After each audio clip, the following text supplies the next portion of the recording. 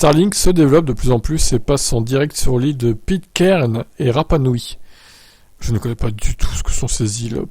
Je sais pas où c'est du tout, quoi. Ce sont les îles les plus reculées du monde. Ah bah d'accord, bon bah au moins c'est clair. Elles se trouvent à des milliers de kilomètres du continent le plus proche. Ah mais c'est incroyable.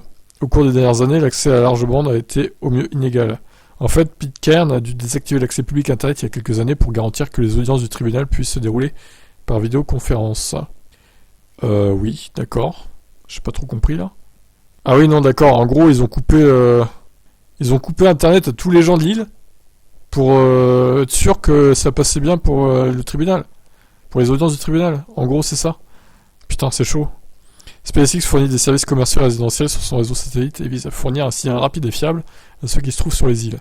L'île de Pitcairn est située dans le sud de l'océan Pacifique et est un protectorat du Royaume-Uni.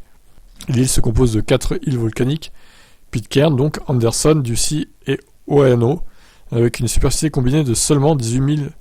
Alors 18 000 carrés, c'est pas des miles, hein, du coup, c'est des trucs nautiques là.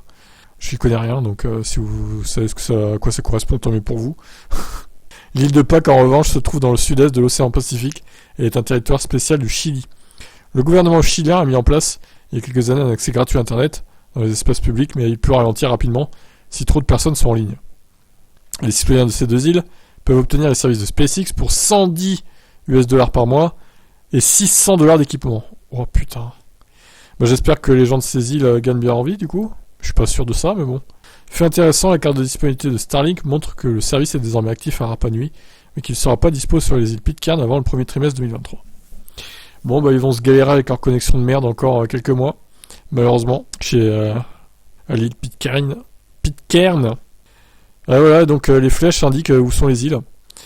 Effectivement, c'est loin. Alors imaginez si, s'il y a une catastrophe climatique, genre sur ces îles, bon, ils sont tous morts, hein, clairement. Comment veux-tu aller les sauver, quoi? Le temps que t'arrives, ils sont déjà morts. Hein. Les gens, putain. Moi, est-ce que vous verriez habiter dans ce genre d'île reculée? Franchement, moi, je pourrais pas. Hein. Alors, c'est peut-être paradisiaque, je dis pas le contraire, mais y a pas que ça qui rentre en compte, quoi. Tu te sens vraiment esselé si t'arrives une couille, t'es dans la merde, en fait.